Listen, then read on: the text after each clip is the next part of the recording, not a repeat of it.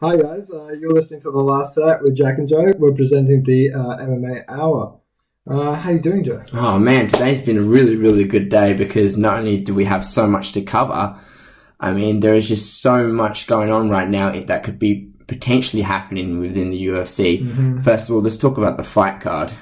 Yeah, so today we had some notable fighters on. So we had Kelvin Gastelum fighting Jack, I think it's Hermansson. And we also had, who else did we have today? We also had Joseph Benavidez versus, I really hope I won't pronounce this right, it's Davison Figueiredo.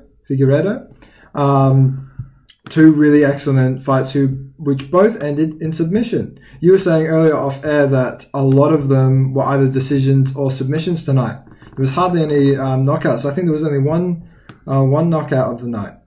But not only that, but like the submissions themselves were actually really impressive. Like personally, one of them was a heel hook, and the other one was a knee bar. Like it's very unlikely to see those kinds of submissions nowadays in the UFC. Well, we also had a rear naked choke. So starting off with the more notable names, we had Jack Hermansson versus Kelvin Gastelum. Now, Kelvin Gastelum, this is unfortunately going to be his third loss because he lost firstly to Israel Adesanya during the title fight for the middleweight championship, and then he lost against Darren Till pretty decisively. Darren Till beat him by I think it was split decision. I think it should have been unanimous, but anyway. And then this one, Kelvin Gastelum won. Oh no, sorry, he lost against Jack Hermansson by submission in just the last minute.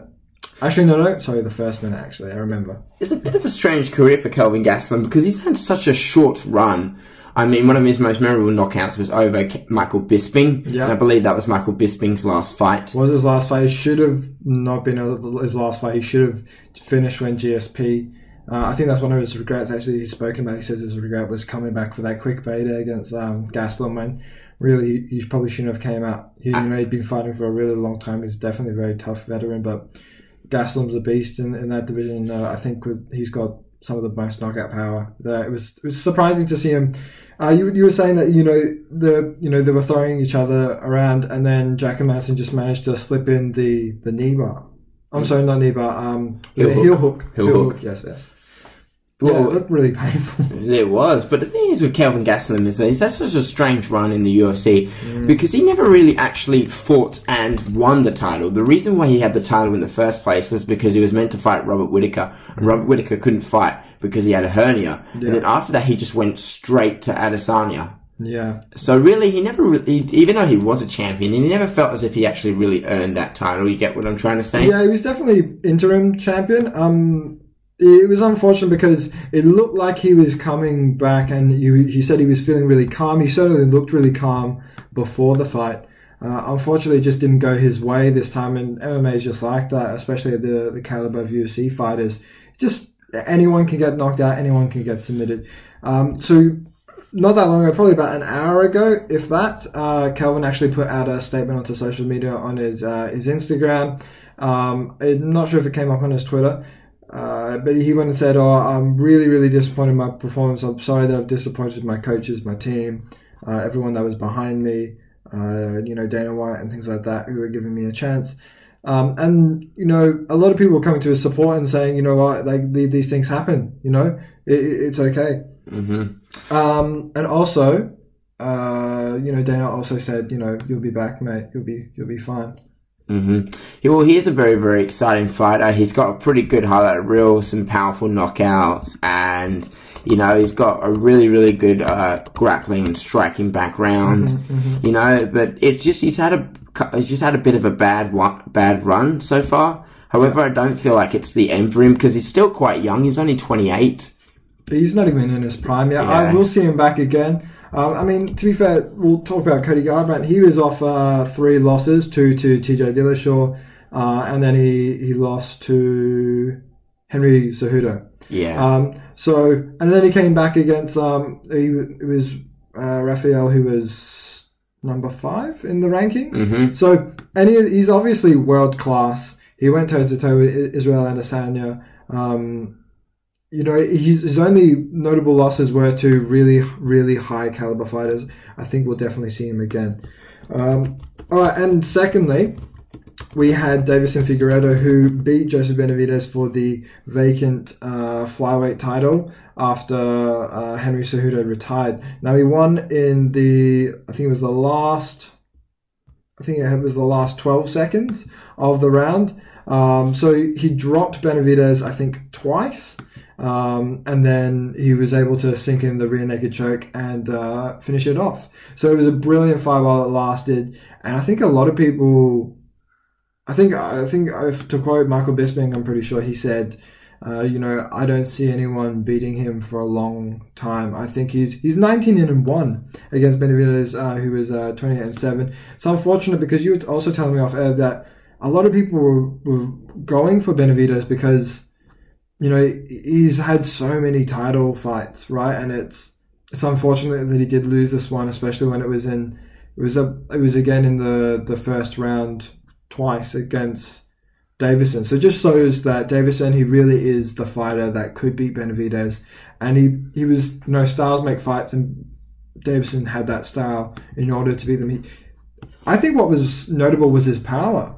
His power is incredible. He's got really, really strong power. He's very large for a 125. He really should be a bantamweight fighter. And you know, here's a little prediction. I think both of us would think that he could maybe move up for the bantamweight title, and he could maybe secure 2 titles in the future. I really do think that he can do that.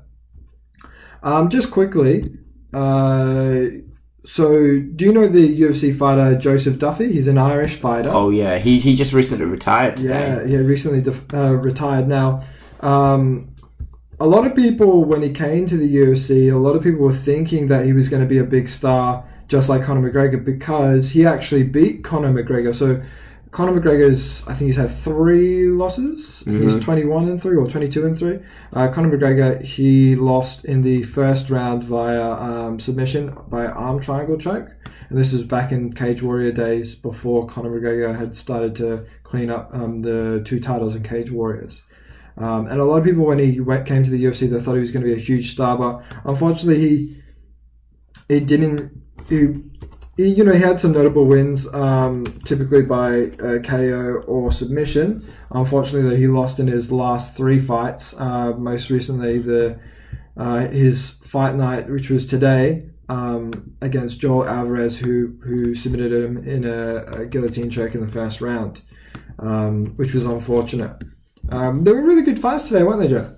Oh man, they were really impressive. They were mainly pretty much like a grappler's dream, and I'm just like, it's nice to see that the fights are still going on and they're being consistent with this fight island. It's benefiting all of them, and like all the fighters are literally getting in getting in a bit of action. You know, they're all getting paid. It's good to see that the sport is still rolling during these tough times, because right now in America, they're basically a lot of states are going back into lockdown. I know. Recently, a lot of gyms have had to shut down. Schools are going shut down as well. Shops. You know, people are giving each other crap for wearing masks or for not wearing masks. And, you know, but in Dubai, all the fighters are literally just chilling, you know, because at the end of the day, they do have families to feed. And they're actually making some money to put food on the table whenever they win or lose. I'm pretty sure every fighter right now is just sort of just happy to just get some. I think they're happy to get in there even when they're a little bit low in the rankings. So they're obviously not going to get the biggest pay, especially when it comes to, you know, they most likely are making a little bit less money because they can't fill those people in those seats due to coronavirus. I think a lot of them, you know, fighting's a tough sport, and they just need to do what they can to put money on their table for their family, you know, for food and shelter. So next week we've got a really big fight. So the 2 most notable fights is Darren Till versus our Robert Whittaker. So Robert Whittaker, if you don't know, is the ex-middleweight UFC champion. He recently lost to Israel Adesanya, who's now the reigning champion. And he's fighting Darren Till. So this is an interesting situation for you, Joe, because you're an Englishman who lives in Australia. Who are you going for? Are you going for Darren Till or are you going for Robert Whittaker? I think the more smart, I think the more smarter choice to go with is Whittaker, because I'm not entirely convinced yet that Darren Till is a good middleweight fighter. Really? Well, the reason why is because Darren Till's only had one fight at middleweight, and that was Kelvin Gastelum. And the way that he fought, I could tell that he was quite scared because of the way that he'd been knocked down against Jorge Masvidal. I don't think he was scared. I think he was smart. I just think he was a little calculated. Maybe even if it wasn't like his old style of brawling. And when you go up against Whittaker, a man who's an ex-champion, he's had a really good run as champion in middleweight, and you throw him in there straight away, I just kind of feel like it's a little bit too early. I reckon Darren Till needs like one or two more fights in middleweight, then I reckon he could have gone for a potential Whittaker. Because if you think about it, Whittaker lost his title to Adesanya by getting knocked out in the second round. So I think maybe it's just I think this whole fight really is just a tune-up fight for Whittaker. Yeah. I think it's a big money fight. I'll give you that. It's a huge money fight. It's a good money fight, but I just feel like the rate at which Darren Till is now, I just don't feel like he's yet at that caliber in this division. See, I feel differently. I think, a lot of people have been counting out Robert Whittaker since he lost to Israel Adesanya, and he had two absolute wars with Yoel Romero. A lot of people were counting him out. A lot of people were saying, I don't think he's the same after those Yoel Romero fights. I don't think he's the same after, those short 2 rounds with Israel Adesanya. I don't think he's done, and I think he's still an absolute world-class ex-champion. I really think Darren is the future, though. I really do. Because he's young. He's so young. Yeah. He's so young. I mean, what was it? I think when he lost to Masvidal, he was 24. He's 20. He's so young. He's getting better and better. His Muay Thai is excellent. He's got excellent footwork and range. He's got the height. He's got the reach. He's gotten a lot better at his takedown defense. You could see that with Kelvin Gastelum.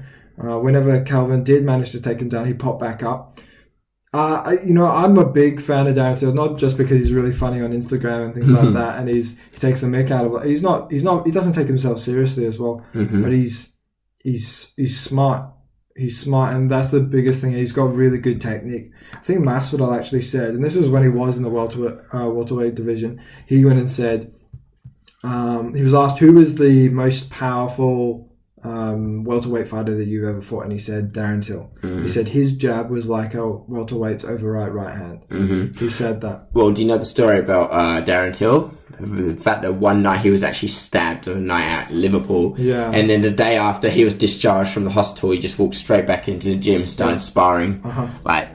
That's the man. That's how tough he is. So I have a lot of respect for him. I love him. I think he's a great fighter. I definitely thought he was has a lot of potential. My issue with him is I thought he was pushed a little bit too early. I think he was pushed early also because he was so young. Yeah. The fact that they pushed him so early to fight against Tyron Woodley, who was going on a winning streak, even though Darren Till had only fought a few times in the UFC, and straight away he was thrown for the title. I just felt like maybe they just held off and he built up a bit of a better resume. I felt like it was early, because even Conor McGregor and Max Holloway, they came into the UFC really young, in their early 20s, and they still got, pushed up. They weren't babied for sure, but they were definitely given the right people to move up properly. I feel like he was rushed a lot. And I think, to be honest, I think Darren Till, he's just very honest. He literally said before the Kelvin Gastelum fight, I was even thinking of making something up, making an excuse so I wouldn't have to go out. And then as soon as he was in there, all the nerves went away and he was back to normal in the first 20 seconds of the fight. It's going to be such a good fight. Who do you predict will win that fight? Between Darren Till and Robert Whittaker. Still Robert Whittaker. Really? Yeah. See, I'm Australian and I hate it because I really love Robert Whittaker and he's a really nice guy.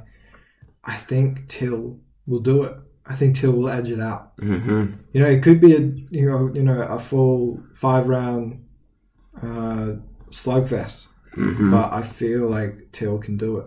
Moving on to Alexander Gustafsson, he's making his pro debut at heavyweight.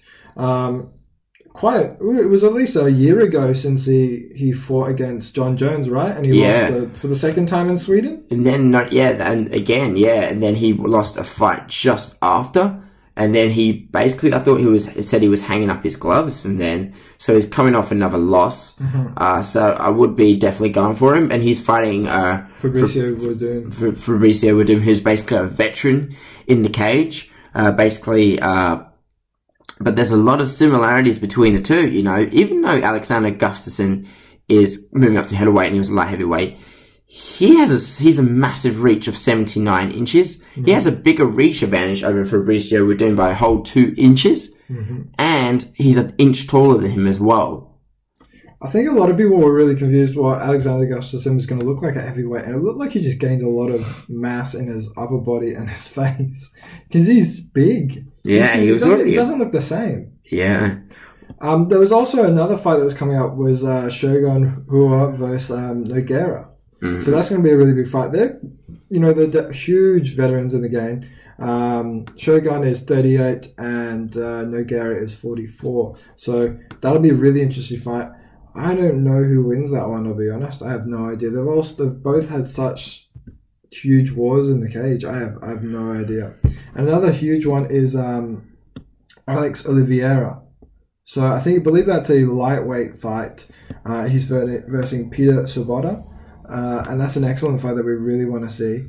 Alex Oliveira is a scary man in this division, you know. He's a Muay Thai specialist and also a blue belt in Brazilian Jiu-Jitsu. He's an incredible fighter. What were you thinking, Joe? I'm thinking maybe Alex Oliveira's got this one. I think so too. He's looking very, very strong. So he's competing in the welterweight division right now. And do you know he used to work as a construction worker? I find like a lot of these MMA fighters that have moved to the UFC, the really good ones, they always say that, I did a tradie job. I was working on construction sites. There's no better exercise, is there? Well, if you think about it, what's his name? Francis Ngannou, he worked in the sand mines. He worked hard labor. And basically, someone as myself who's just left my labor job, I understand that. I mean, it's tough work. It is tough work. It's long hours. It's constantly physically taxing on your body. You're exposing so much energy, and then you've got to go to the gym and train and expose even more energy when you're already working on half a gas tank. So it just basically tests that mental resiliency, and also that physical capacity, having that physical capacity. And really, for some of them, they just have such a high work ethic because when they probably leave those construction sites or demolition sites or even the sand mines, they have this absolute already high store of energy, and now they have less to do, so they have so much more effort can be put into it. So that's honestly, I would believe that guys like Francis Ngannou or I feel like they build I think a lot of because we both being into a lot of fitness stuff, you and us both, moving towards having that's our main income through the fitness industry. We know that a lot of routines actually kind of mimic a lot of things. If it's tire flips to hitting things with a sledgehammer, a lot of these physical labor jobs actually, a lot of things in the gym are trying to mimic or imitate those kind of movements, whereas they're doing that day in, day out. Shovels,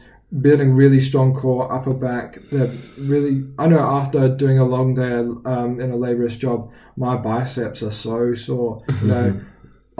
They just get tough as nails in these construction working jobs. And then when they finally get their chance to shine, they just go for it because they don't really want that hard life anymore. They want to be a fighter. They want to be able to support their family in a much more economically friendly job. Oh, absolutely. It gives them that basically that attitude of like doing the things they want, and how even they might go the other way. Because just recently we had a tradie who actually ran onto the field at Optus Stadium and tried to strip during the Collingwood football game.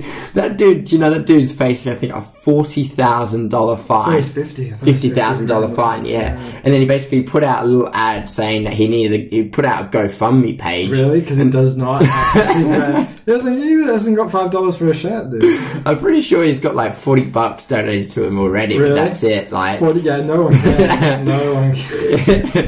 Like you're an I love idiot. to interview that guy and just say, what were you thinking? Yeah, I don't get it. Like, why people even want to do that? Like, the amount of It's for attention. It's for attention. They do. They get like a moment of fame, and then after that, next thing you know, they get like a fat fine in the court, and then they have to go and waste a judge's time and be like, Jesus Christ, I have to put up with murderers, pedophiles, gang members, drug dealers. And then, what are you in here for, son? Oh, wow, you just streaked across up to stadium. Boy, you an idiot. Yeah. Well, it's just, nah. I mean, look, hats off to the guy. I thought it was funny, but it's not, what was your end goal? What were you going to do? Do you think you were going to get it out of the stadium? Did you not think you were going to get caught? Well, that went crazy in social media. I know another one that was crazy, which you sent to me, was the Black Lives Matter one. If you didn't already know, there's a African American woman that's she brings black paint, and over the sidewalk where they have the Black Lives Matter painting, you're good. The Black Lives Matter paint. The African American woman walks over there and she gets the black paint, and then she goes on her knees, like spreading it all over the text, saying, you know, we don't want to defund the police. We don't want that to happen. Well, I agree with her on not defund. We shouldn't defund the police because, let me tell you something. Being a policeman is a hard job. It's a really hard job. Rough job. Yeah. And not even that, but these people, like, they have to, the amount of physical stress they have to go through on a daily basis, right? Now, these are the people that you have to, these are the people you call when someone's trying to break into your house, or these are the people that assist paramedics or firefighters, or, you know, these are the people that you call in to save your life, or going to probably save the life of a loved one. Like, what do you do when someone's like trying to hurt you? Well, what's the phrase? They all hate the police until they have to give them a ring for something. Exactly. So I don't even believe that they get even funded enough, because they don't even get enough proper training. They don't get enough training. The one thing's fitness training. They've got to do one fitness thing and then they're done for the rest. That makes no sense. How many fat cops have we seen in Australia? A lot.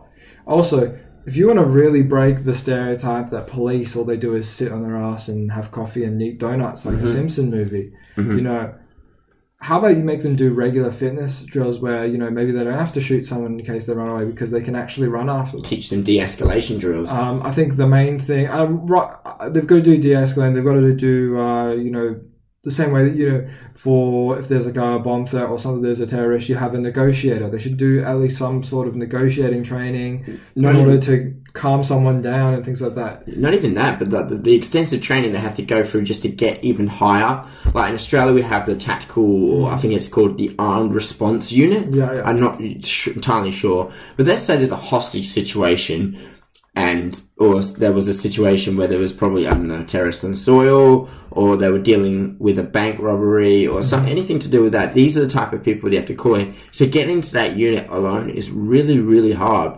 But that's because they need the money, they need the training, we can't just throw some average cop into a highly specialized unit and expect them to save us. You need the best of the best in those sorts of situations. And to become good at what you do, especially a police officer, you need to build that mental resiliency, and you need to build that extensive training and tactical work. I always say, why do cops not know martial arts? They need to do at least some judo, or jiu-jitsu is the main thing. A lot of the time, 90% of the time, the fight goes down to the ground. They can't do anything. Then they end up breaking someone's neck or putting their knee on someone's neck because 4 of them jump on the one dude, which isn't necessary. You know, you need 1, maybe 2 people if it's, you know, a coked out, or, you know, they're on crack or something. They need to know some form of jiu-jitsu or ground game. To think that you're just going to throw a police officer in there and they're going to give them a gun, it's okay. It's better in Australia because a lot of the time, most of the time anyway, the general public, they don't have guns. They might have a knife. Obviously, they need to learn knife defense and things like that. But in America, the reason why they're so tense when they pull you over is you may have a firearm, right? You may have a firearm and they may not even disclose that with you when you come to the thing. You know, if anyone makes a sudden movement, they're going to think, you know, my daughter's not going to come home to with her dad being there. Yeah. You know? It's a really tense situation. I do understand. You always watch those videos where there's the police officer that pulls the gun way too early and too much, and you're like, hey. But I'm sure that same guy is also thinking, hey, what if I pull this too late and he shoots me? You know, it's really rough. Yeah. I think a lot of the time we just don't care for when it's systemic racism, when they pull the gun on them for nothing. No one's being aggressive. There's no threat of a firearm because there's hands up in the air and you're putting the gun on them. There's no need for it. All right, that's escalating a situation, not de-escalating. You know, it's not going to end well at all. It's just the funding is not the answer. If they need anything, it's better funding so they can have higher standards, and just understand that they do make mistakes, and then yes, there are bad, and there's quite a few bad police officers, but in any profession that you do, there's always going to be bad people, and it's unfortunate that this is a profession where they're supposed to protect people you put in the hands of. So it's upsetting. Upsetting. Yeah, it's upsetting because these are the people that you want to protect, but we gotta understand, you know, when you see a police officer who does something bad, you know, you got to look at this is what I tell everyone. Context. Watch the whole video. Yeah, context is everything. Start and end. If they start recording at this point where the police officer is already angry, I'm like, context is everything. All right. When you see someone getting slammed to the ground, do you know that did they punch them beforehand? Were they spitting at them beforehand? Were they yelling at them to hit me? Is this person? Do we know if he's on drugs? Like, that's the problem I say with this day and age with social media. We are too quick to judge sometimes. Yeah. You know what I mean? You see a 10-second clip and you think, you know everything. That's it. We're set in stone. But the reason why they make a 10-second clip is the one outrage. They also, you know, some people don't have the whole time. They just read the headline. They don't watch the full article. They don't watch the whole video. That's what happens sometimes. A lot of people are very quick to digest small little bites of information and not really look at the more finer details and wonder, all right, judge them too early. You know, not guilty until proven otherwise. Okay. I also want to bring up, you were reading a new book, which was Cody Garbrandt's book. I know you haven't finished it yet, but what were you thinking? It is probably one of the best books, or well, at least one of the best autobiographies I've ever read, because you've read quite a few as well. Books are like one of my favorite, biggest passions. When I was a kid growing up, one thing I always wanted to tell people was I wanted to be an author. Because I just love reading books. I enjoyed reading books more than I enjoy watching movies and TV shows. It's because I love the gain from reading books. You know what I mean? When we read, you know, whenever it's fiction or non-fiction or anything to do with psychology or business, you feel like you gain something from it. Yeah. And it allows me, the reason why... You're in your own world while you're like learning new stuff. Yeah, and the reason why is because I also feel like it's an investment in yourself. Yeah, 100%. It allows me to... Because one of the most important things you need to do is be able to think critically and form an opinion. And I feel like if you're someone who can think critically and you can speak critically and influentially and basically form a very well-established opinion, you become actually quite a dangerous person because you're basically thinking for yourself. Yeah. And the other reason why is because like reading books is just it's just an investment in yourself that is going to reward you in the future. Like, it doesn't even have to be just reading books. Like, I always tell people, read articles, read, like, journal magazines, be informed. Exactly. Be as informed and intelligent as you can, so in the future you can make a smart decision based on your previous experiences. Now, so getting sidetracked, the Cody Garbrandt book is called The Pact, and it is probably one of the most insane autobiographies because of the fact that Cody Garbrandt was just this kid who grew up in a place called the 922, and one of the first stories talks about when he was like in like primary school or high school. What he did was he fought this kid on this field, and then a guy pulls by in a truck, and then he says, "Hey man, you'll be seeing a lot of me later." And he goes, "Get lost." And he goes, "Who?" And then after the fight, he goes, "Who was that?" And he goes, "That's the guy who you fought's parole officer. He fought a kid who just got out of juvie." So he was talking about stories like he was fighting with his older brother all the time. He basically concussed his older brother, and his older brother concussed him. Yeah. He got into a fight outside of a bar and got stabbed. You know, he had his entire calf ripped off. And there was one story on that story where he talks about where the guy literally tried to stab him, but he used the blunt end of the knife, so he got cracked right in the chest. And then, because the guy was holding the knife in the wrong way, and as he cracked him with the right hand, he went down, cut up his calf. So he basically was just on a whole string of fights. He talks about he was constantly fighting with people in bars, in school. He was kicked out of school. He went to university on a wrestling scholarship because he was a very, very well trained wrestler. And his uncle, basically, who got out of jail, his dad went to jail, and his uncle who got out of jail taught him boxing. And then finally he starts getting into MMA one night when he watches a video after, I think it was just before the night before one of his wrestling tournaments, and then he knew that's exactly what he was going to do. Well, he's got a really good, if you have a look at his background, he's got a wrestling background, he's got a really good amateur boxing record. I think he's 32-0. Mm-hmm. He's been the former bantamweight champion, beating Dominic Cruz. He's like, everyone talks about his striking, but his wrestling's excellent as well. It is. Like, we don't see him do that much kicking or submissions and things like that. However, I would argue he is well-rounded. Yeah.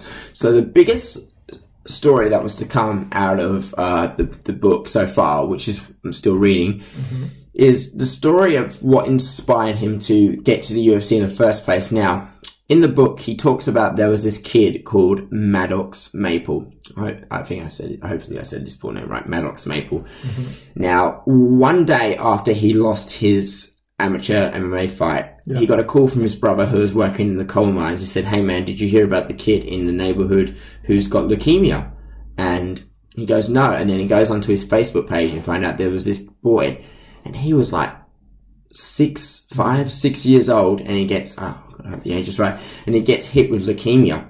And the family were absolutely devastated, and then he ended up getting in touch with the family and talking to them and saying, "Hey man, keep going, you're a fighter, we're basically from the same place." And then, he forms like this unbreakable bond with like this kid basically, who's going through like the fight of his life, and it was an extensive treatment. Like, he would get pneumonia, he would have to be on all these drugs, he would have chemotherapy, he would have to take steroids. It basically wrecked his whole body. Well, for a lot of Cody's fights, he comes out during the walkout and exactly. And eventually he does beat leukemia, doesn't he? Yeah, he does. So the reason why it's called the Pact is because one day after one of his UFC, I think it was after one of his UFC fights or his amateur fights, he says to the kid, "Look, here's the deal, we're going to make a pact. You're going to beat leukemia, and I'm going to be heavyweight champ. So I'm going to be the champion of the world one day." He's going to have a bit of macas if he's going to be the heavyweight champion. Yeah, exactly. And then he basically, "I'm going to be champion of the world one day." And he goes, "Sure." No, he goes, "No, you're going to say," he goes, "I'm going to beat leukemia and you're going to be champion of the world." And he goes, "Well, and let's fucking do it." And then on that day he fought, and then down the line he fights Dominic Cruz, and they walk out to the ring hand in hand, and then, he puts on probably one of the best UFC fights I've ever seen. See, the thing is, he didn't have to knock him out. No. He didn't, but he did school him. He absolutely made a fool of Dominic Cruz that day. Who makes a fool out of people just on his movement? Exactly. And his evasiveness, and he said, "You'll never touch me," yet Cody touched him tons of times, and he could not touch Cody. Cody looked incredible. He knocked him down, and then he would point at him. Dominic Cruz would throw big right hands. He'd start doing breakdance. There you go. Start doing the robot and stuff. It was insane to see. And that's why I'm like Cody Garbrandt, right? Even though he looks like, a punk or a gangster, he's got a massive heart. He doesn't look like a punk. Maybe he likes his tattoos, and I like his tattoos though. Yeah. He's got some sick tattoos. Yeah. I like his back piece. He's got a new back piece. He's got a new back piece, and it's enormous. I can't imagine how long that would have taken or how expensive that was. And honestly, I hope he gets the title back. I want him to get the title back. It's just him versus Jan would be incredible. Oh, he's fighting someone soon. I don't think Cody's fight has been. Let me quickly check, but I don't think it's been confirmed. Unfortunately, Cody Garbrandt's next fight. I'll have to have a look. I don't think he's got his next fight booked. Although he has been trolling Sean O'Malley a little bit. Oh no, he's to fight Marlon Moraes. Yeah, now that's going to be a big fight because Marlon Moraes is number 1. He is, and Aljamain is number 2. Yeah, so Bantamweight's stacked right now. it is. Honestly, I think Henry Cejudo might have got out when he realised, holy shit, maybe that's just. Well, he's not getting paid enough, but he can always come back and do some damage. Because I mean, the bantamweight, like, we got some big names, and Cody just adds to the output.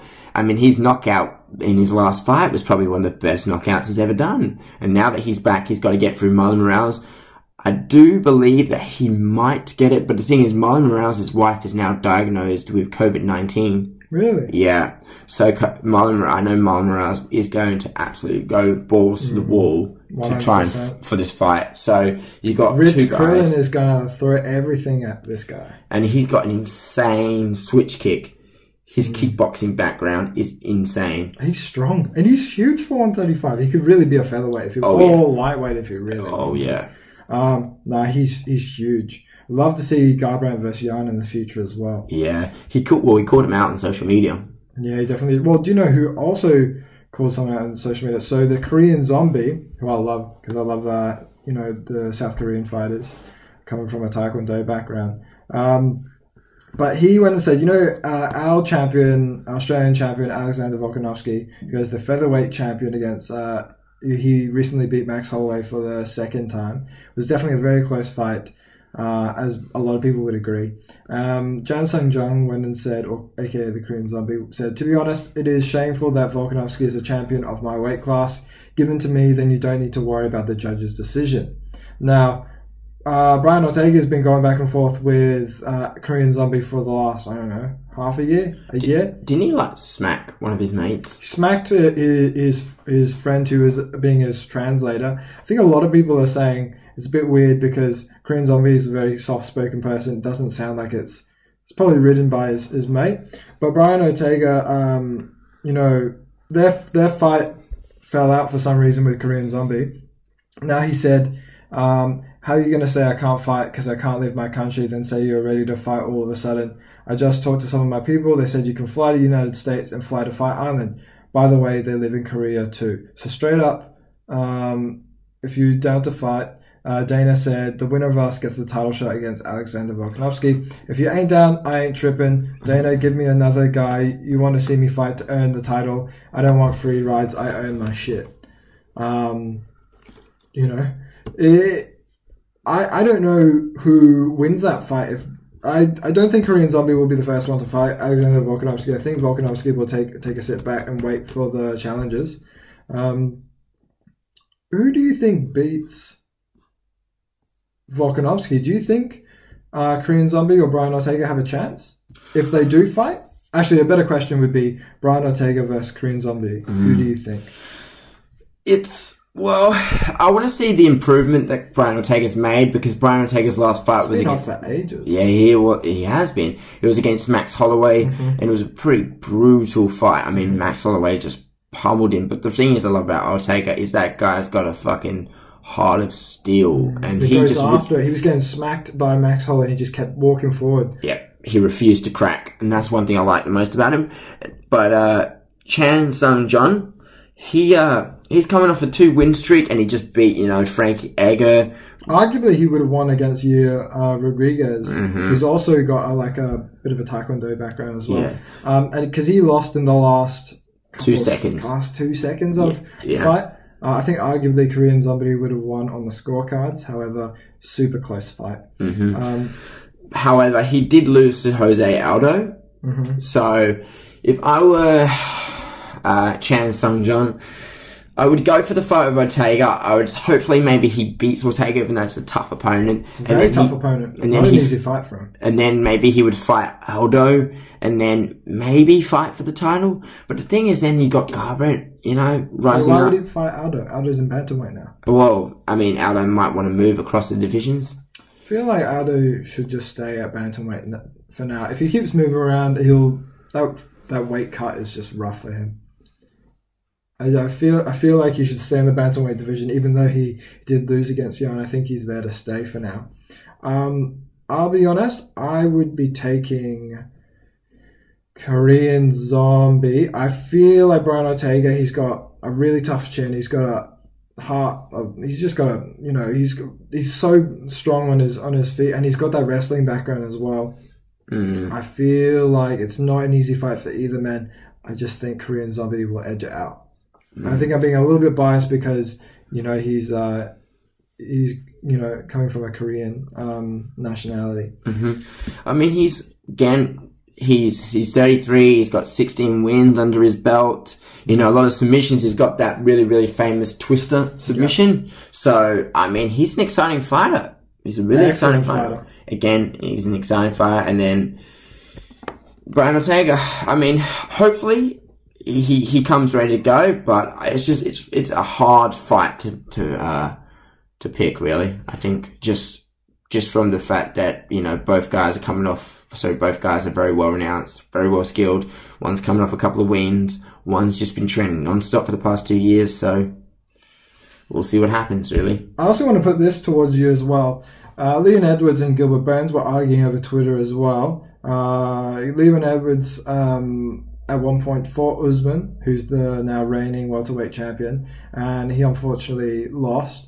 And Gilbert Burns was actually supposed to fight instead of Masvidal, but unfortunately it didn't happen because he had a positive COVID test, and Masvidal moved in at short notice. I think it was 6 days notice.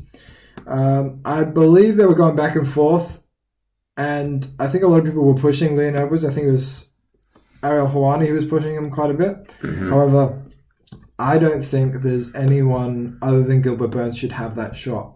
I think a lot of us were saying he was the toughest fight for Kamaru Usman. Would you agree? Yeah, I would agree. And Leon Edwards, but I do believe that we should keep an eye on him in the future. Oh, yeah. He's definitely one of the best in British MMA as well. But I feel like Gilbert Burns, he's earned his way up there. And the way he dominated Tyron Woodley, he was so slick, he's so fast. He's got that Brazilian Jiu-Jitsu background as well. He's very well-rounded, and I think he's someone who can really stand toe-to-toe with Kamaru Usman. If it's up, like standing on his feet or down on the ground. The thing is, Leon Edwards, he's coming off a massive win streak, so he's definitely probably the dark horse of the division. He's beat Donald Cerrone, he beat Gunnar Nelson, he beat Rafael dos Anjos, who Rafael dos Anjos was also a former champion.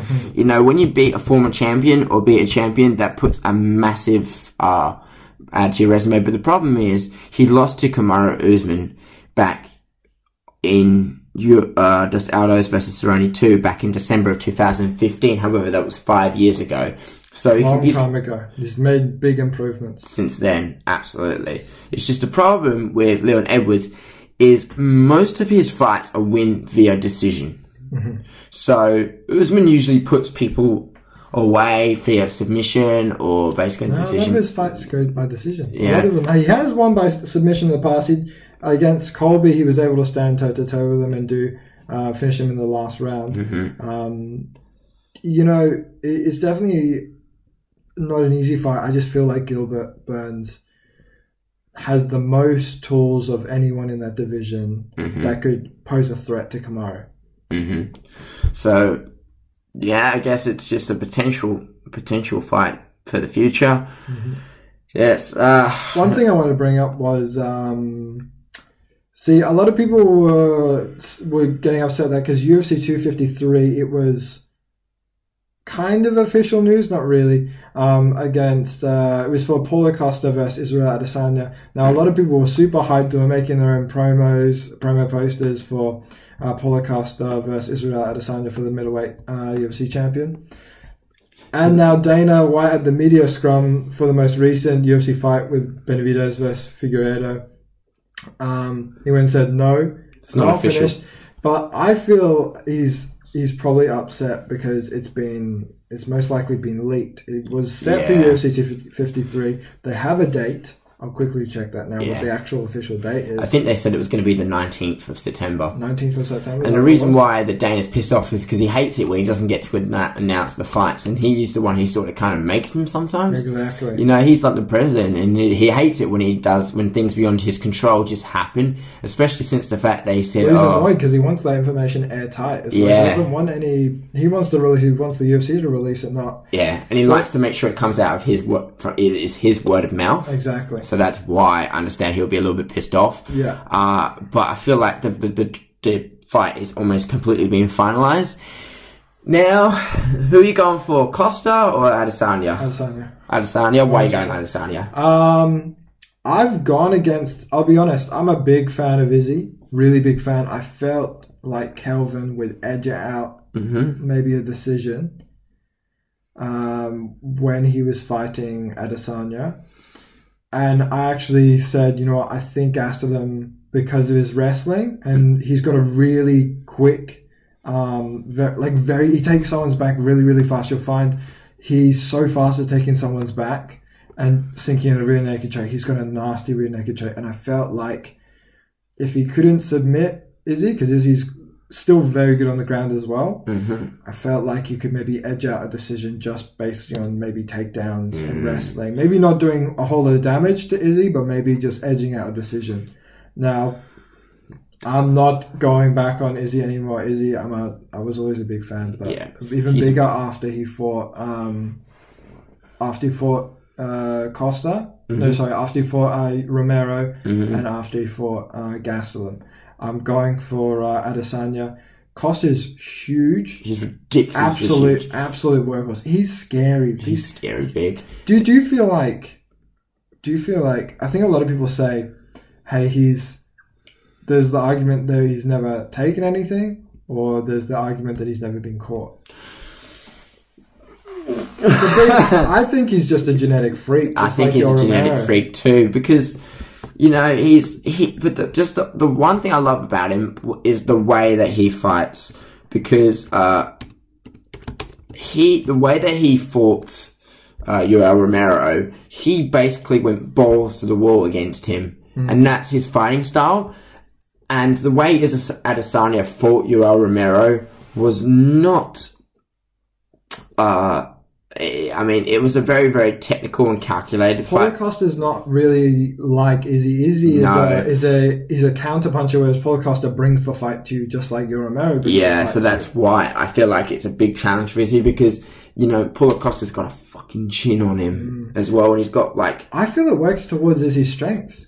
That big guy that walks towards you, I feel like Izzy's footwork and his accuracy works really well for his counter-punching style. I really think so. Now, Izzy's had a little bit more experience. He's 19-0, whereas Costa is 13-0. So now this is another one of these fights where somebody's got to lose an O. Who's going to remain undefeated?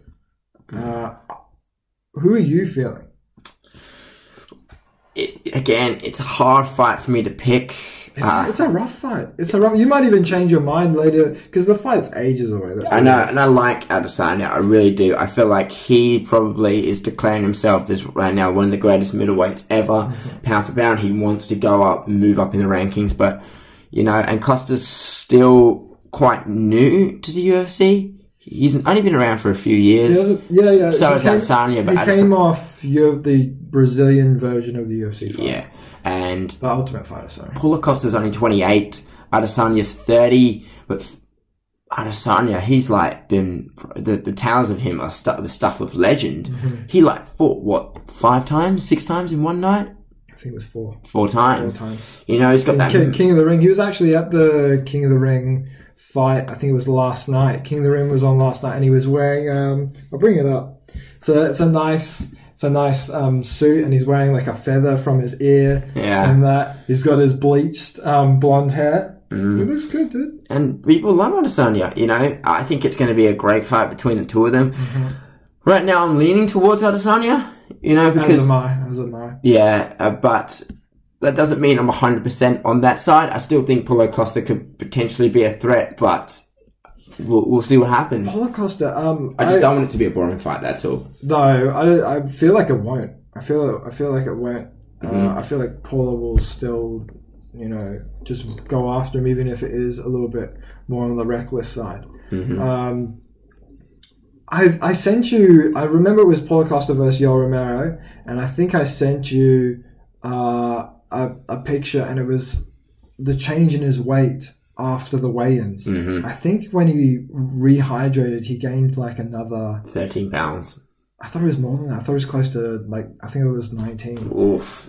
Can you check actually? Because I really want to check that out. Paulo Costa, when he rehydrated, I mean, he's enormous. I feel like if he really wanted to, if Luke Rockhold can be a light heavyweight, Paulo Costa can be a light heavyweight easily. He is enormous.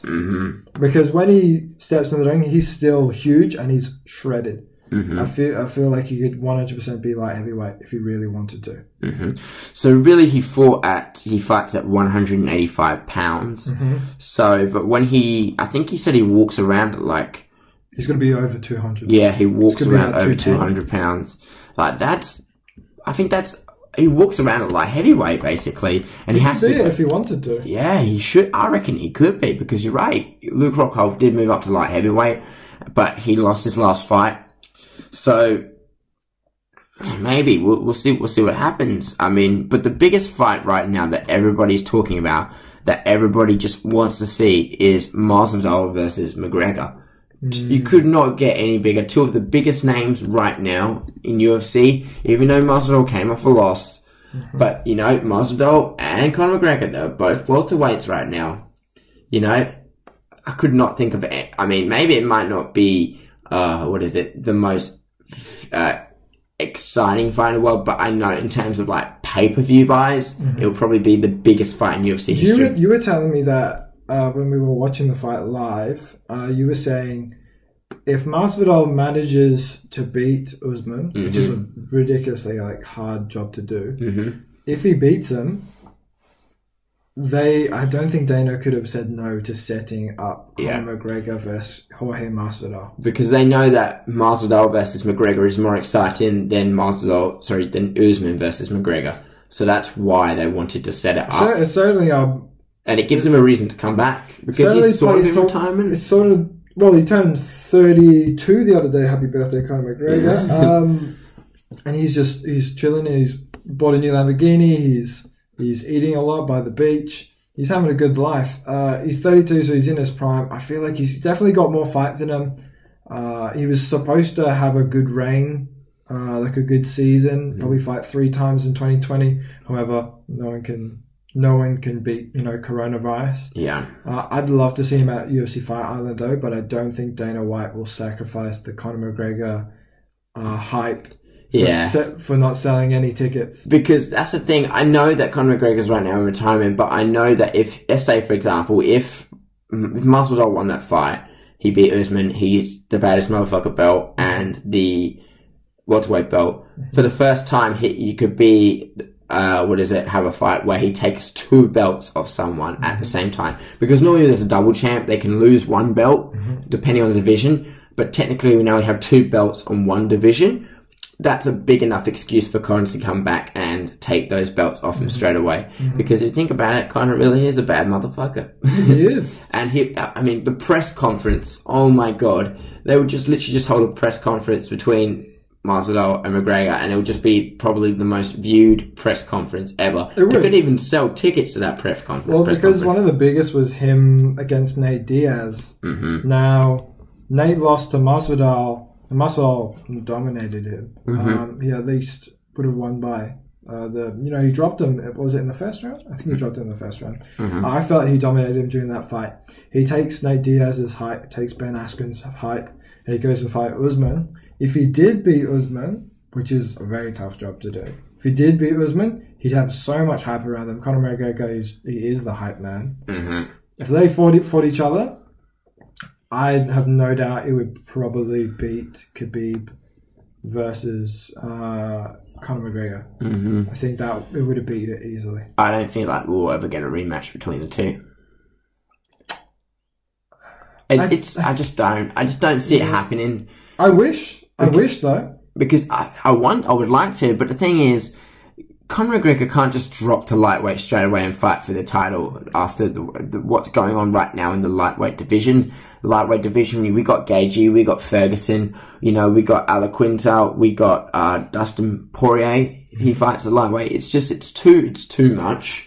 My one I'm really thinking about, we spoke about in the last podcast, Dustin Poirier versus Conor McGregor 2 needs to be set up. That would be an excellent fight. Because Dustin Poirier is now off a win against Dan Hooker. He doesn't have the title anymore. Mm-hmm. He lost to Conor McGregor in the past, but Dustin Poirier's come a long, long way. Conor McGregor, now he's got back on his feet. If he needed another fight, I believe that is a high enough caliber of two fighters to fight against each other. Well, Dustin Poirier had the interim lightweight belt, and then he fought Khabib, and unfortunately he lost by submission. But he nearly beat Khabib at one point. He got him in a pretty nasty guillotine. Yeah. But Khabib managed to get his neck out of the way. Mm-hmm. And he did deliver some big shots to Khabib. He did have him under some... It was a serious threat to him. Well, I think a lot of people suggest that Dustin Poirier's boxing is some of the best in the UFC. Mm-hmm. Yeah.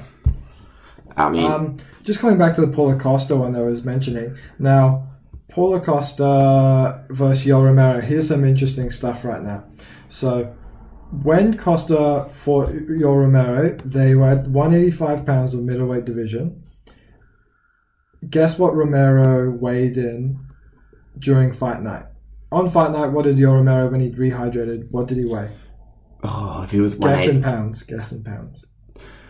190? 207.2. Whoa, okay. Now, Paulo Costa weighed in at 185. What did he weigh on fight night? 220 pounds? A little bit too over, 213.8 pounds. Whoa. Now, that's an enormous amount. Now, it says that Costa was precariously close to the 15% mark where the CSAC is recommending fighters to move up. Mm-hmm. So he regained 50% of his body weight overnight without IV. That's impressive. Because they're banned IV now. That's impressive. They've banned IV. Yeah, does it really help that much? The IV, 100%. Mm-hmm. 100%. They used to have that, I think, in some of Conor McGregor's earlier fights. And that's how he managed to rehydrate a lot, because he looked like a skeleton when he came down to featherweight. Yeah. I mean, I remember there was something I was watching, right? There was this really good documentary called Iron Cowboy. Have you ever heard of it? Iron Cowboy? No, I haven't. It's a really good documentary. It's about this guy who does 50 triathlons in 50 days. Mm-hmm. And basically people bagged him because one of the reasons why he was able to do the triathlons is because he was on an IV drip. Oh, okay. Almost every time after a marathon. So almost every time after he did one of those triathlons. But the thing is, food can only give you so much, really, because... And it can only diffuse so fast. Exactly. And you can only eat so much at a time. Mm-hmm. So there's just not enough time to get all those calories in. It's much more efficient as well. Yeah. For you to get the nutrients that you've expended. Is there anything else you want to talk about, Joe? No, I think that's pretty good. I mean, I think that's... There's certainly some other fights that are coming up. I think on next week's podcast or the Everyday Hour, we can bring them up as well. Yeah. So if you guys ever want to check us out, we're at The Last Set Podcast on Instagram. In our description on our Facebook page and Instagram, we've got a link tree. If you click on there, it'll take you to our YouTube channel, our Twitter, Apple Podcast, Spotify, where we're all available for everything. Hopefully this podcast will be up really soon, and then probably the following day our YouTube video will be up as well. Anything else, Joe? I think that's it. Just keep liking. I mean, comment what you want to see. Comment what you want us to talk about. Mm-hmm. Don't forget to subscribe and turn your notifications on so you never miss a video. And yeah, we're trying to do our best to keep pumping out 1 to 2 podcasts a week for you guys. And don't forget to check it out on Podbean, YouTube, Spotify, Apple Podcasts, and just keep this engine going, yeah? Yeah, I think our best one would be our Instagram page, because we post the most content on there, or our Facebook page, where you'll find us, The Last Set Podcast. Thank you, everyone. Thanks for listening. All right, take care, guys. Have a good one. Peace.